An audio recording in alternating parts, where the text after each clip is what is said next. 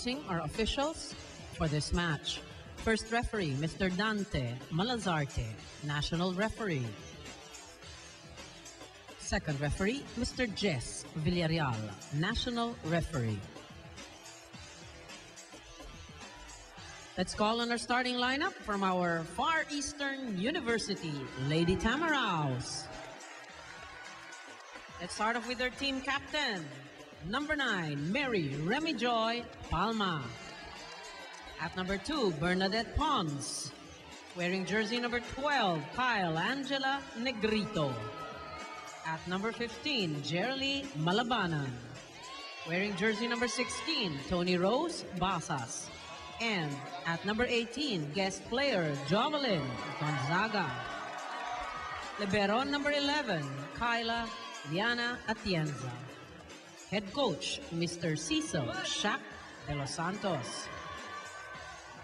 Calling on our Arellano Lady Chiefs. Let's start off with their team captain, number 17, Christine Joy Rosario. At number 14, Dana Henson. Number 15, Angelica Legacion. Number 16, Shirley Salamagos. Number 18, Jovelyn Prado.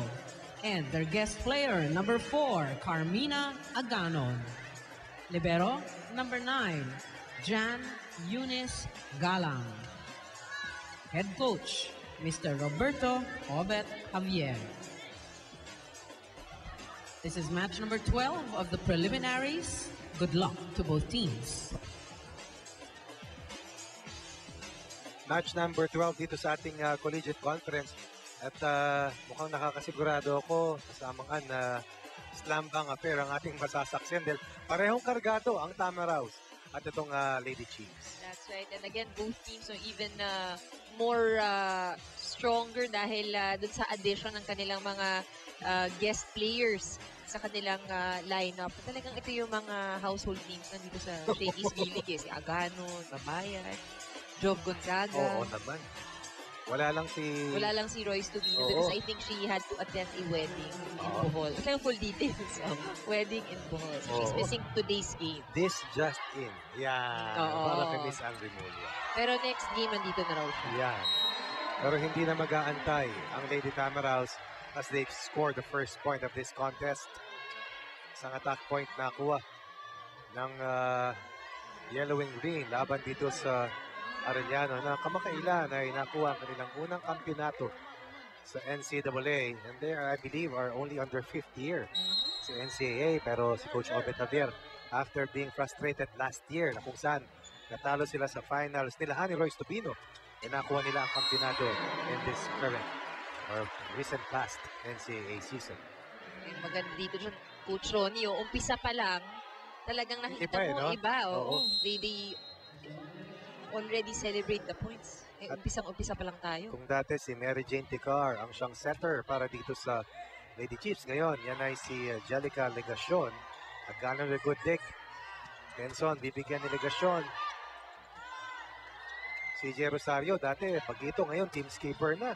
How time flies. Galang. Sa palitan pa lang, alam mo match na match itong dalawang teams. Only the third point of this match, and look at this long rally. Dana Henson against 2. Good dig by Basas. Running hit para kay Pons. Galan struggling. Gana with a free ball. Negrito. Negrito will score. Umpisa pa lang. Mainit na. Pati si Coach Shaq, pumayo na agad. Umpisa pa lang. Mahabang rally yun, Coach. At mahabang laro ito, malamang. This Ultra Fast Bike is brought to you by PLDT Home Ultra, the Ultra Fast LTE for happy family. Your number 15 para sa FEU, Jerely Malabanan. Way too long on her first time at serve. Good read by Aganon. Shaq de los Santos. Nakakatuwa yung ganyan, yung laging communication lines open between coaches and players. Good strong serve, and look at that save by Job Gonzaga. Legacion going to Prado. Ganon, nice cover. Henson. Against that double block. Henson scores. Nagkagulo ng konti ang Lady Tams. Ang maganda rito kay Gonzaga, hindi lang magaling sa opensa, pero masipag dumipensa. Oh yes, so humahabol at humahabol yan. Magdadive at magdadive kung kailangan. Another good serve coming from CJ Rosario. Pons rebounds and ties this game once more. CJ Rosario, I believe, is the sister of Troy Rosario. Siyang standout naman para sa National University Bulldogs. Very athletic family. At ang lalaki. Oo. Nice floater. Salamagos almost clears. Basas. That one is too strong. Nakatalikod kasi Oo. siya, no? Hindi yan nakalkula kung gaano kalakas dapat ang balik ng bola. It's fun family and pizza. It's got to be Shakey's. 4-3 para sa Arellano Lady Chiefs. Isa sa Legarda, ang Chiefs, at ang isa naman ay mula sa Moraita ng FEU. Good save by Dana Henson. Push coming from Prado. Counter-attack by Job Gonzaga. Galang to Aganon. Aganon scores against 2. Veteranong-veterano. Oo. Sakto ang timpla. Marunong maghanap ng butas, no? Nagbabasa ng depensa. Off-speed na mahaba, no? Dana Henson. Getting that service error. 4 points for FEU, 5 points para dito sa Arellano University. Arellano 1 versus PUP, 25-17, 25-6, 25-12. FEU defeated University of Batangas, 25-20, 25-18, 25-10. Henson again with a good dig. Negacion to Prado. Wants with a nice chase. Brito. Oops, cross-court attempt. Will not drop in. Hindi rin ganun kataas yung set para kay Basas. That time. Tony Rose Basas committing that attack error. 6 points for Arellano, 4 points for FEU. Negrito. Basas. Negacion. To touch the net. Aalanganin siya, no? And she was still in motion, no? Nung inabot niya yung bola. So, may tendency talagang mahawakan yung net. Ultra fast LTE for a happy family with speeds up to 10 Mbps. Monthly internet first though was $9.99. Oh, nice. Oh! Nice sinker of a serve coming from Palma. Sweet spot in the middle. At hindi na-anticipate ng Arellano. Biglang bumagsak yung bola. Kala mo mahaba eh. Biglang bumagsak dito sa harapan. Yung mundo ng volleyball, ano, kasamang iniikot lang talaga at maliit. Oo. Yung coach dito sa ganitong koponan next year. Yes. And yung iba dyan, graduate from this particular school. But the beauty is, merong liga na nilalaroan at kinocoachan ang ating mga elite players at ating mga outstanding coaches. Aganon once again, perfect, 2 out of 2. Ayan. Yan ang hinihintay nila. Boom, boom, boom, boom. Oo. Yan. Oo. Para hindi tayo magkarinigan. The spirit of collegiate volleyball. And it helps pag yung may mga pep squad na ganyan. Siyempre, Ay. it boosts your, Yes. talagang gaganahan kang maglaro. Tagatang-dang-dang. Yan. Battle at the net. Itong net touch for Malabanan. 2-point lead for Arellano. First technical timeout. First set action.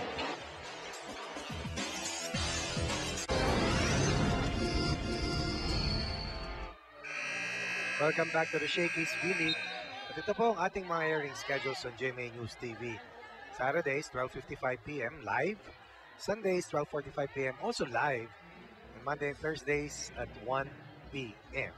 At ang aming kasama ngayong hapon ay walang iba kundi si Miss Trisha Robredo.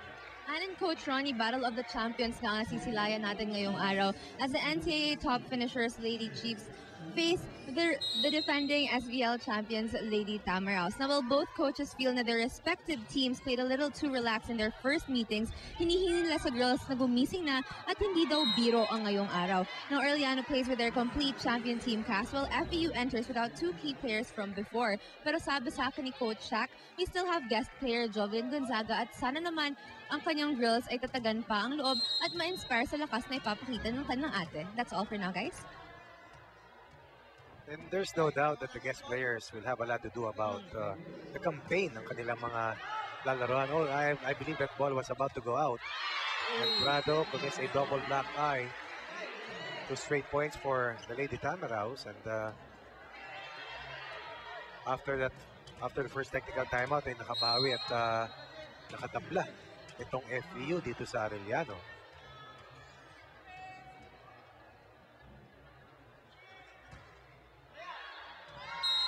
Ganyan na rin yung basa ko kanina dun sa serve niya. Labas. Oo.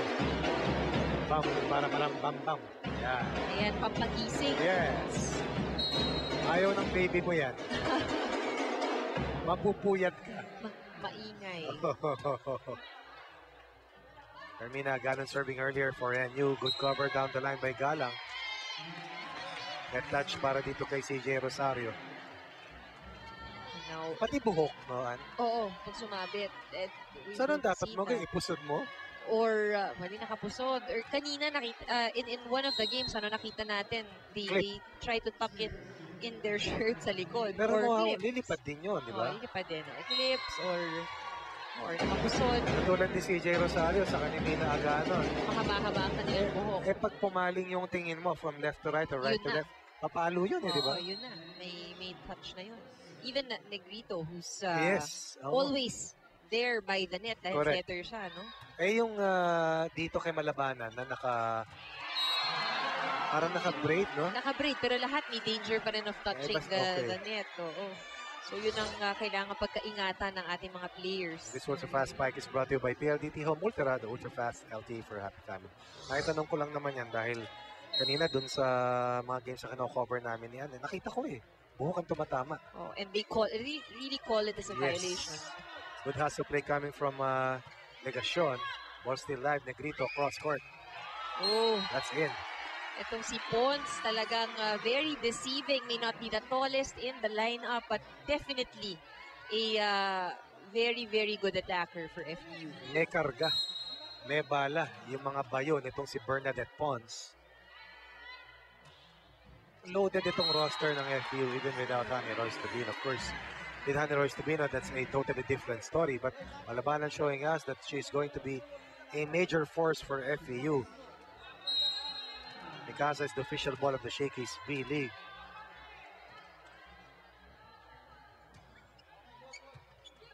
Malabanan once again. Negacion to Rosario. So far, CJ still scoreless. Running attack galing sa FEU. Laging nabubutasan ng Arellano dyan. At itong FEU naman really taking advantage of it, kahit na miss-set na siya at gagawa lang ng paraan sa kabila. Talagang hinahanap at hinahanap nila yung butas.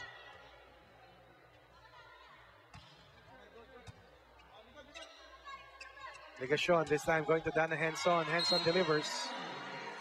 Henson also very deceiving, despite that very slim frame. You will just wonder saan nang gagaling. Yung power. Saan yung pinaguhugutan ni Dana the Fairy? Yun ang tawag ko rito dahil parang may magic wand eh. Wing wing! Lumilipad. Oo. Gonzaga against 2 looking for a check ball. And she does get that call. Magulang, mautak, mahusay, matalino maglaro. Sabi ni Jove, ano ba kayo? Nagawa ko na ito ilang beses. Di ba nag-beach volleyball din si Joe? Nag-beach volleyball din yan. At magaling din. Yes, of course. FEU now with a 3-point lead. Back set para dito kay Prado. Back set din para naman dito kay Gonzaga. Aganon. Oops. Silip na silip mo na at Palme and Gonzaga were on top of the situation. At dinaan nilang dalawa sa bilis. At laki. Oo.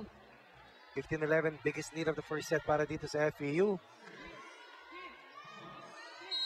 Nag-uusap si Joe Gonzaga at si Coach Shaq de Los Santos. Nakikinig naman si Shirley Salamagos. Not a good service reception for Galang. Good save by Aganon. Galang, chance ball. Negrito, oops, nice quick para dito sa FAU. Rebound play for Henson. Henson once again. And it's that same spot for Henson at hindi nag-a-adjust ang depensa ng FEU.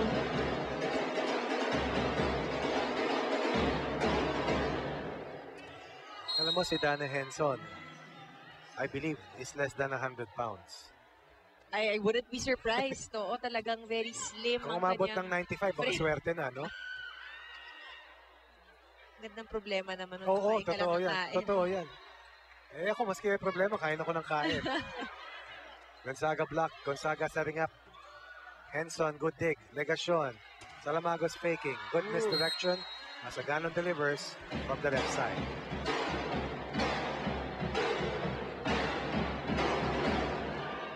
Volleyball is a game of deception. Alam natin yan. The official outfitter of the Shakey's really, Axel. Yung mga decoy plays, yung Oo. mga misdirections na tinatawag, kasama yan. Tama. At kaya kailangan yung center spiker mo masipag Yan. mag-call din ng plays. Whether or not the ball will be set up sa kanya, importante yun eh. Para mapabuka lang yung mga Oo. blockers. Negrito with a nice back set. Oh, Good block by Aganon, but Salamagos lost vision. turned her back. Oo, 16-13 para dito sa FPU sa ating second technical timeout.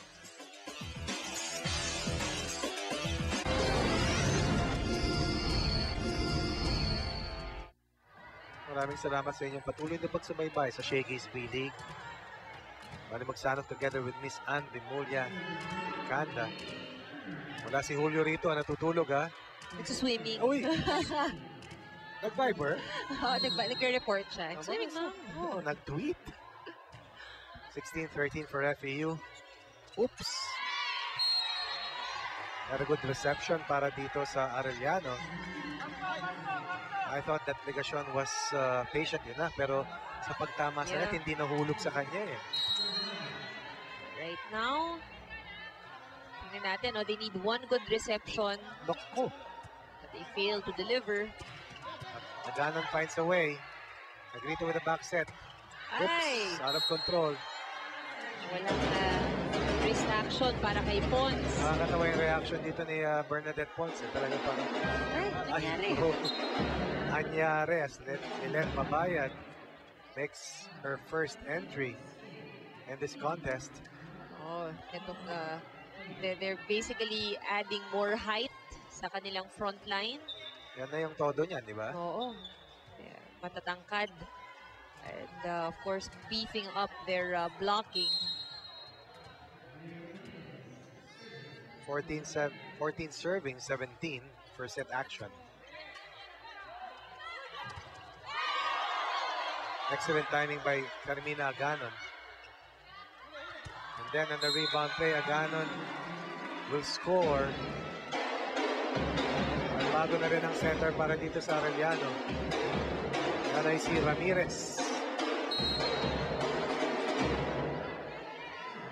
Rhea Marist. Or Marie Ramirez.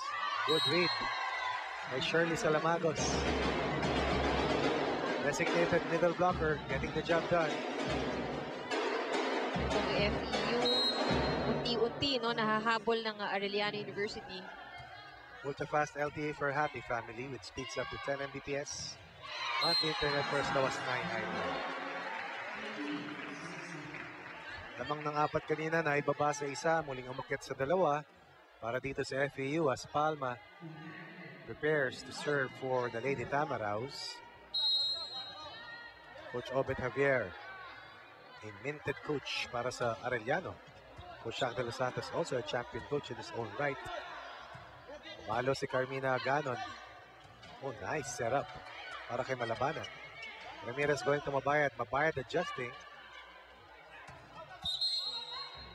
Net violation. Talagang mag-a-adjust kayo, no? Oo, kailangan talaga ng adjustment. Timeout muna para kay Coach Obet Javier at sa Arellano Lady Chiefs. Wala tayong unit, wala tayong kalaban-laban doon. Dalawang sunod yun, no? Kailangan, hindi pwede, wala tayong ball. Importante sa lahat pagkatake yung receive na bola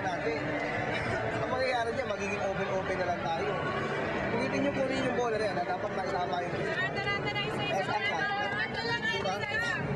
Ilagay mo si Mina dito. Tiran mo yan, iharap mo to, dito si Mina. Open si Mina, quick si Coach Lilet, ha? Running mo si Shirley, ha?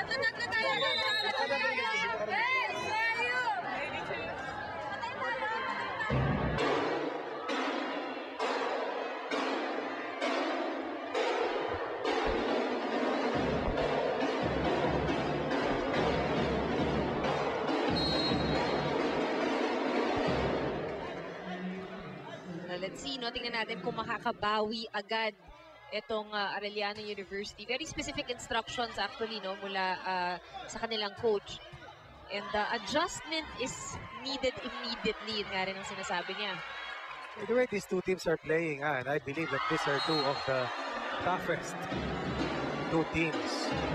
Not necessarily na silang dalawa lang, pero contenders talaga. Oo. Itong dalawang kupunan na ito. Tama. At yun nga sinasabi rin natin, what is at stake? Of course, we're still in the early part of this conference. Pero yun nga, sa kasalukuyan ng FEU at ang Arellano, both have one win, no loss at this point in time. Kung ano man ang magiging turnout ng game na to, syempre, you want to be at an advantage. Ang gusto mo is tie it with NU. Currently stands at 2-0. Correct. Tip coming from CJ Rosario. Does not connect from the back. Atake rito. Ang FEU, subalit masyadong mahaba yung palo nila. At si Pons, kanina pa rin nag-error from the back row. May giggle factor para dito kay Bernadette Pons.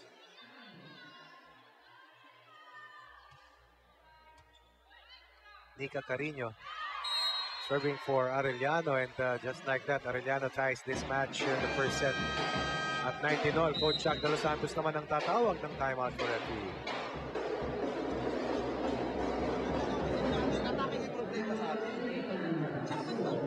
Ganun naman, di ba sabi nyo dito ang kuha, away aabot mo lang sa kanya. Kapag pag binigyan, tapos diskarte, mababa mataas. Mababa, diskarte, drop ball sa gitna. Okay? Plus cover lagi. Maganda yung receive natin, yung wag magpigil sa backline. Wala ka nang block. Hampasin mo lang doon sa target mo. Kasi may iniiwasan ka pa rin eh. Wala na. Stinan mo naman ang bilis. Konti lang yan. Isang ikot lang ba? Isang ikot tayo para makaikot si George Arap. For Negrito, basic lang to, no? Yung form nga ulit, pinaalala ni Coach siya saan ang tamang abot ng bola. Binanggit din niya yung naiwasan na rin magbigay sa back row. Because so far, they've had a few errors already ng back row attacks. Tingnan natin kung ano ang play ni Negrito. Alam mo siya, gano'n ang talino maglaro, ano? Talagang yan ang nakukuha over the years of experience. And she varies. Hindi lahat palo At saka, malakas. no wasted movement at all. Pero si CJ Rosario, nagpamalas doon ng kanyang quick reaction at isa sa top players ng NCAA ngayon at pinakita niya kung anong kanyang kakayahan dun sa kanilang huling puntos. FEU was on top by 4 earlier. And sinasabi ni Coach Jack, wala naman nagmamarka dito kay Pons. Paluan mo lang pero idiin mo. Gonzaga. Good save by Aganon once more. Galang. Nagrito for FEU. Excellent cover by Mabayad and Rosario from the back. Palo ulit si Pons. Moreno was there but could not get that ball straight up. Pons nakabawi rin as she moves to the front line. Mukhang ito ang designated server para sa FEU. Hernandez. Carlota Hernandez wearing jersey number 1. And yung combination normally nung hinuhugot para mag-serve, kailangan very steady and consistent server ka. Plus, kailangan makatulong din sa depensa. Tulong para dito kay Mina Aganon. Very rare mistake coming from Mina Aganon. If it's Fun Family and Pizza, it's got to be Shakey's. Balik sa Kalamangan. Itong FEU. Job Gonzaga, very vocal. Nika Carino, service reception. Aganon against 2. Good cover. Para dito sa FEU. Oops! Oh! Si Pons, last minute, no, wanted to do an off-speed. Off-speed drop ang gusto niyang gawin. Oo, kaya lang. Nalunod si Bernadette Pons. Parang mas magaling siya pag tinotodo niya yung palo. Ano? Oh, nakikita natin yung variety in terms of attacks. But in today's game, kita rin natin nakailang outside siya. No? Still getting a feel Yan, of no? her offense. Pag kumpleto yung wind-up at yung finish, mas productive siya. 22-21 for the yellow and green. Nagiging unahan talaga ito. 25, well, dikit ang ating score here in the first. Nika Carreño and Galang. Look at the way they cover the floor. Rosario dug. Palo muli. Si Pons. Contain. Oops. Oh, that one is clear crossing. Yan ang mahirap, ano, kapag yung pag-receive ng bola or yung pagbalik ng bola sa setter, masyadong malakas. Ang hirap pigilin ng bola at yung momentum mo. Time out mo na for Coach Obet Javier.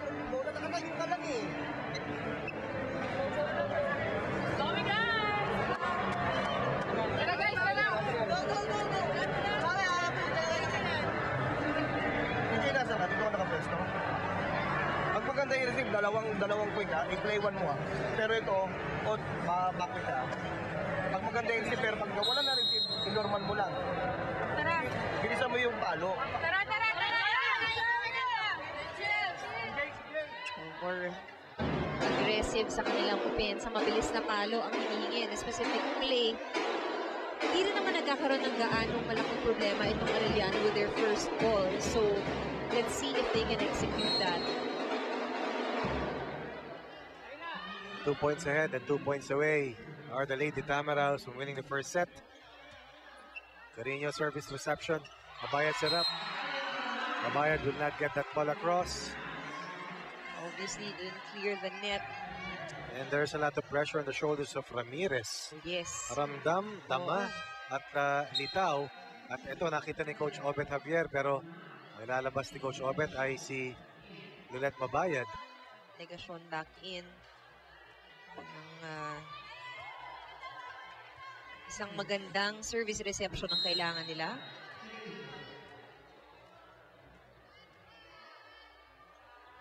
FEU looking to close out this first set, but they commit a service error. Masyadong mahaba yung palo. Serve ni Kylie Angela Negrito.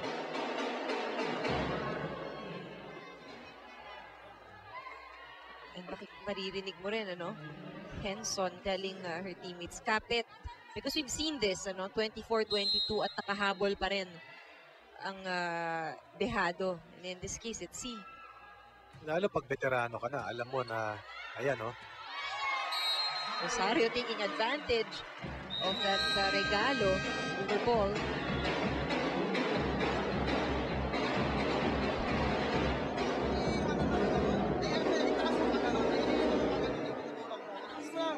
Kasi pag marami papalo ng gusto.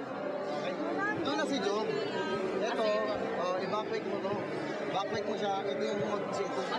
Si Job na sa open. Okay? Okay?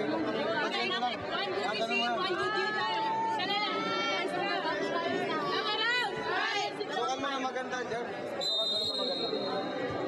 Coach Jack de los Santos trying to freeze itong Arellano. But more than that, pakawala siya ng isang magandang strategy rito para sa possible na final point dito sa ating first set.